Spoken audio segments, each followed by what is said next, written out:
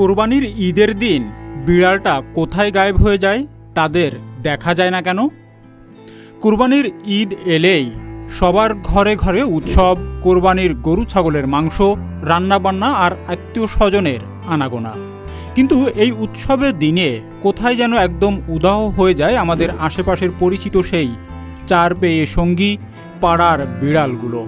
সারা বছর যাদের পিছনে ছুটে বেড়ায় বাচ্চারা, রান্নাঘরের জানালায় বসে থাকে আশায় ঈদের দিনেই তারা যেন হাওয়া।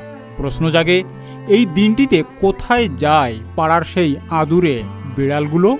বেশ কিছু প্রাণী বিশেষজ্ঞ বলছেন, কোরবানির দিনে পরিবেশে এক ধরনের অস্বাভাবিক উত্তেজনা, রক্তের গন্ধ, শব্দ দূষণ এবং ভিন্ন ধর্মী খাবারের গন্ধে বিড়ালরা আতঙ্কিত হয়ে পড়ে।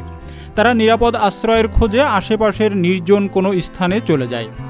বিড়ালেরা মূলত সেফটি প্রেফার করে।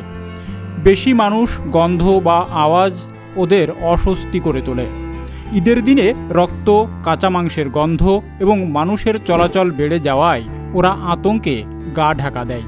কেউ কেউ আবার বলেন, ঈদের দিনে যারা মাংস খাওয়ার জন্য অপেক্ষায় থাকে তারাও নাকি সেদিন খাওয়ার সুযোগ না পেয়ে দূরে সরে যায়, কারণ রান্নাঘরের চেয়ে ব্যস্ত থাকে কোরবানির স্থান।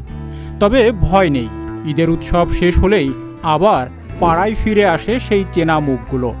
দয়া করে ঈদের সময় ওদের যেন বিরক্ত না করি এবং একটু নিরাপদ দূরত্ব বজায় রেখে ওদের জন্য কিছুটা ভালোবাসা রাখি।